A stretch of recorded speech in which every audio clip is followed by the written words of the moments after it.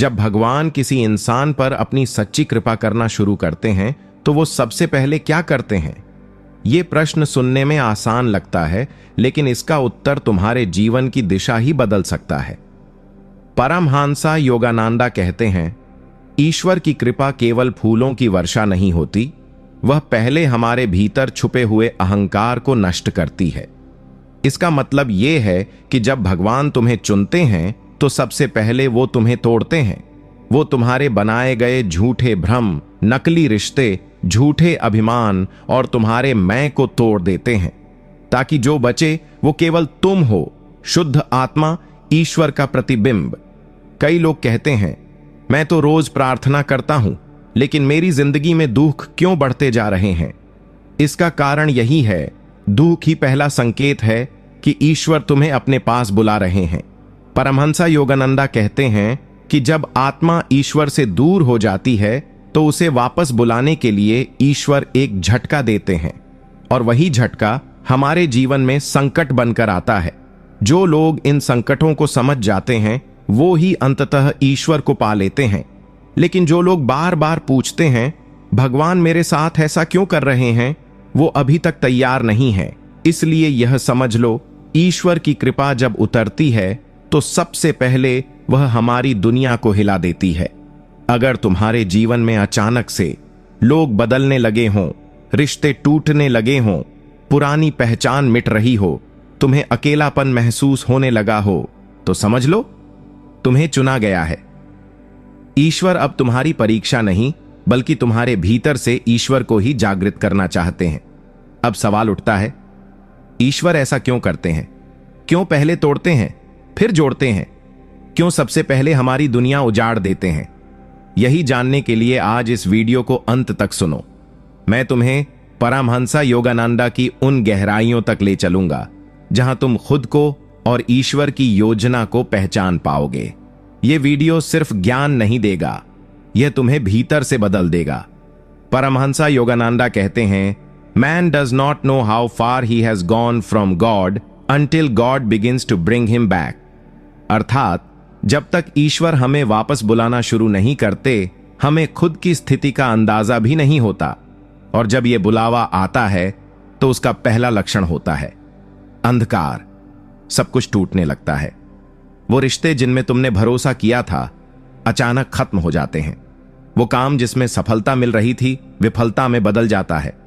वो लोग जो हमेशा साथ थे अब अजनबी बन जाते हैं, और सबसे ज्यादा तुम खुद को खोया हुआ महसूस करने लगते हो। लेकिन भाई, यही वो मोड़ है जहां ईश्वर की कृपा वास्तव में शुरू होती है। परमहंसा योगानंदा इसे कहते हैं डिवाइन डिसरप्शन, यानी दैवीय हस्तक्षेप। जब भगवान देखते हैं कि तुम अपने बाहरी संसार में खो चुके हो, तो वो तुम्हारा ध्यान अंदर की ओर मोड़ते हैं, और इसके लिए वो तुम्हारी दुनिया को ही हिला देते हैं। याद रखो, भगवान सीधे आकर ये नहीं कहते, अब तू मेरे पास आ जा। वो तुम्हारे चारों ओर की दुनिया को इस तरह हिलाते हैं कि तुम्हारे पास कोई और सहारा ही न बचे सिवाय उनके।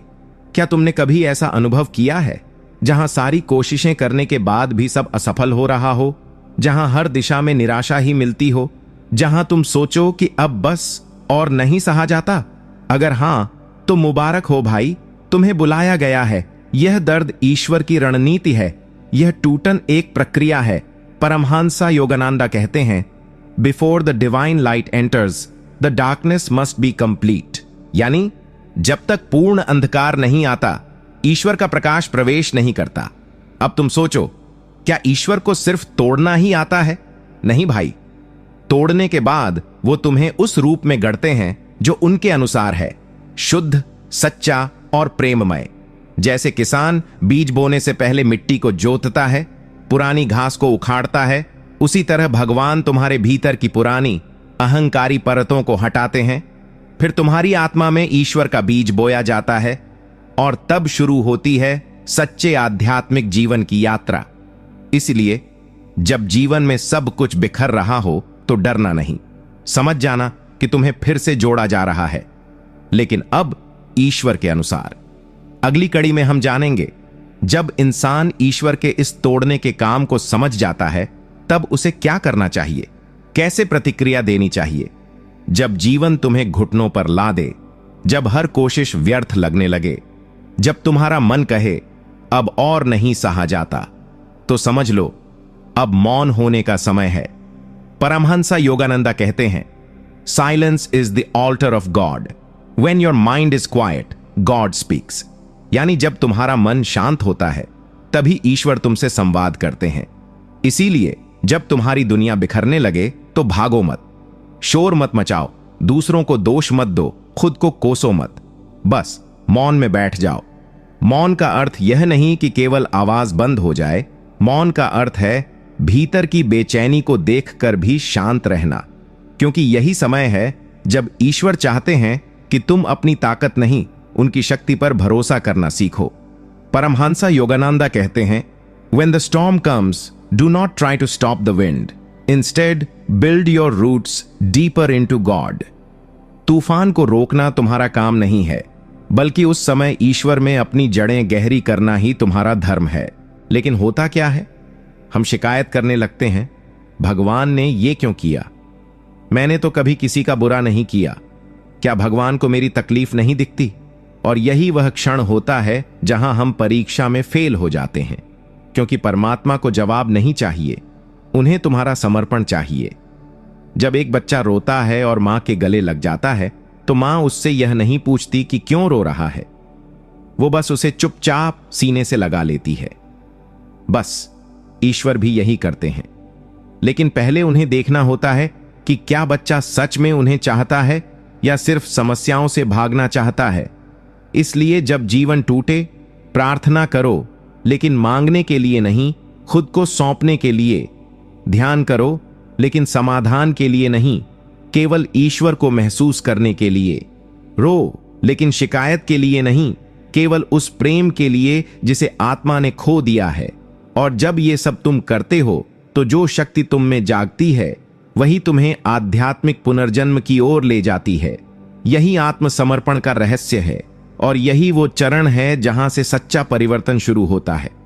अगली कड़ी में हम जानेंगे कैसे ईश्वर फिर से तुम्हें गढ़ते हैं, एक नए रूप में, एक नए जीवन में, और कैसे शुरू होता है निर्माण का चरण, जब तूफान गुजर जाता है और धरती शांति से भीगती है, तब बीज अंकुरित होने लगते हैं।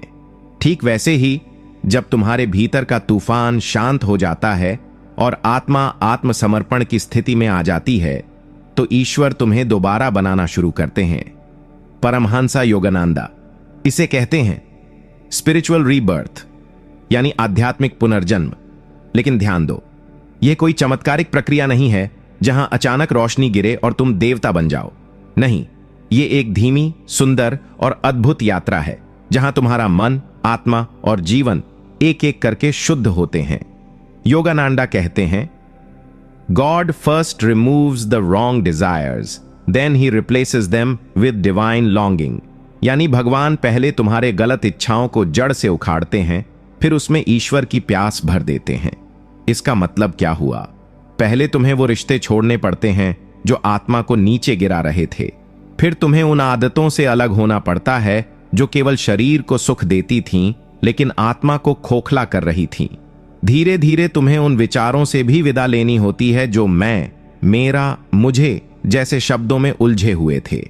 और जब ये सब हटता है, तब भीतर एक खालीपन पैदा होता है, और यही खालीपन ईश्वर को प्रवेश करने की अनुमति देता है।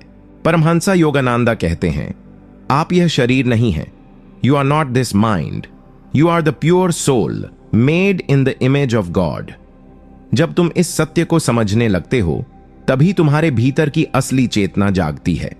अब तुम्हें साधारण चीजों में भी असाधारण अनुभव होने लगता है। एकांत अब अकेलापन नहीं लगता, वो ध्यान बन जाता है। समस्याएं अब सजा नहीं लगती, वो गुरु बन जाती हैं।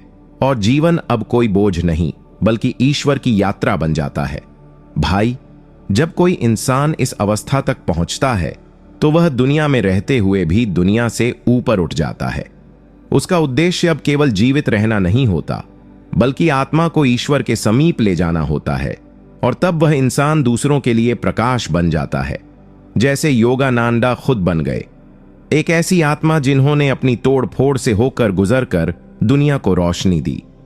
यही तुम्हारा भविष्य हो सकता है, अगर तुम ईश्वर की इस प्रक्रिया को समझो और स्वीकार करो।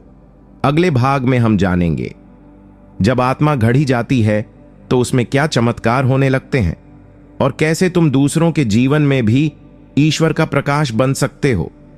जब एक इंसान अपनी इच्छाओं को छोड़ देता है और पूरी तरह ईश्वर की योजना में बहने लगता है तो वो अब केवल एक इंसान नहीं रहता, वो ईश्वर का एक जरिया बन जाता है।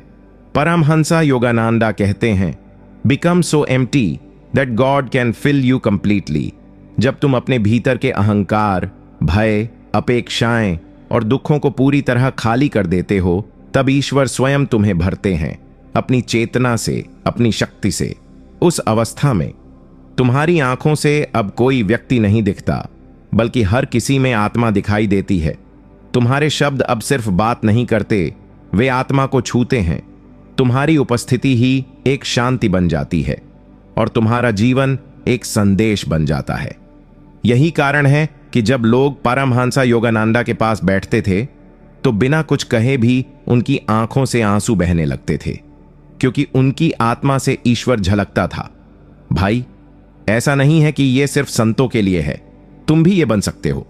जब ईश्वर तुम्हें तोड़ते हैं, गढ़ते हैं और फिर अपना माध्यम बनाते हैं, तब तुम्हारी उपस्थिति से ही लोगों को प्रेम, शांति और प्रेरणा मिलती है। उस अवस्था में तुम अब प्रार्थना नहीं करते, तुम खुद एक प्रार्थना बन जाते हो।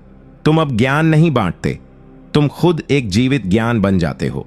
अब ध्यान देना, इस स्थिति में तुम्हें सफलता, संपत्ति या मान सम्मान की इच्छा नहीं रहती, लेकिन फिर भी ये सब स्वतः तुम्हारी ओर खींचने लगते हैं। योगानंदा कहते हैं, When you seek God first, all other things will come to you। यानी जब तुम पहले ईश्वर को खोजते हो तो बाकी सब चीजें खुद आ जाती हैं। तुम अब दुनिया को जीतने नहीं निकलते, बल्कि अपने भीतर की दुनिया को जीत लेते हो, और यही असली विजय है। भाई, अगर तुम ये सब सुनकर सोच रहे हो कि क्या मैं भी ऐसा बन सकता हूं, तो जवाब है हाँ, बिल्कुल। अगर तुम इस तोड़ने, गढ़ने, सौंपने की प्रक्रिया को समझकर अपनाओ, अगर तुम स्वयं को सच्चे अर्थों में ईश्वर के हवाले कर दो, तो तुम भी वही बन सकते हो जो योगानंदा बने थे। एक जगमगाती आत्मा जो खुद भी रोशनी है और दूसरों का रास्ता भी रोशन करती है। अब अंतिम भाग में हम एक बेहद भावुक समापन करेंगे, जहां हम समझेंगे कि भगवान की कृपा असल में क्या होती है और तुम कैसे जान सकते हो कि ईश्वर अब तुम्हारे साथ चल रहे हैं। बहुत लोग पूछते हैं, क्या भगवान की कृपा मुझ पर है? क्या ईश्वर वाकई मेरे जीवन में कार्य कर रहे हैं? भाई, अगर तुम ये सवाल कर रहे हो तो मैं तुम्हें आज कुछ संकेत बताता हूं जो परमहंसा योगानंदा ने बताए और जो हर ईश्वर प्रेमी के जीवन में घटते हैं। पहला संकेत, भीतर की बेचैनी कम होने लगती है। पहले जो बातों पर तुम टूट जाते थे, अब उन पर शांत रहना सीख रहे हो। यह दर्शाता है कि ईश्वर ने तुम्हारा मन पकड़ लिया है। दूसरा संकेत, अकेलापन अब डर नहीं लगता। तुम्हें अब किसी भीड़, रिश्ते या प्रशंसा की जरूरत नहीं लगती, क्योंकि तुम्हें पता चल गया है कि कोई और साथ है जो दिखता नहीं पर कभी छोड़ता नहीं। तीसरा संकेत, तुम्हारा मन सेवा की ओर झुकता है। अब तुम सिर्फ खुद के लिए नहीं जीते, बल्कि हर व्यक्ति में ईश्वर को देखकर मदद करने का भाव आता है। चौथा संकेत, भीतर एक मौन खुशी रहती है, बिना किसी कारण के। यह वही आनंद है जो योगानंद कहते हैं कि केवल ईश्वर के स्पर्श से उत्पन्न होती है। और भाई, सबसे बड़ा संकेत, तुम अब गिरते हो तो उठने में देर नहीं लगाते। तुम्हें पता है कि अब तुम अकेले नहीं हो, कोई तुम्हें थामे हुए है। ये सब छोटे छोटे चमत्कार हैं जो बताते हैं अब ईश्वर तुम्हारे साथ हैं। परमहंसा योगानंदा कहते हैं, God's grace is always flowing, it is you who must become ready to receive it. कृपा रुकती नहीं है भाई, वो हमेशा बहती रहती है।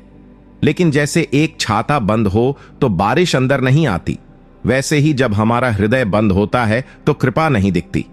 अब सवाल है, क्या तुम अपना छाता खोलोगे?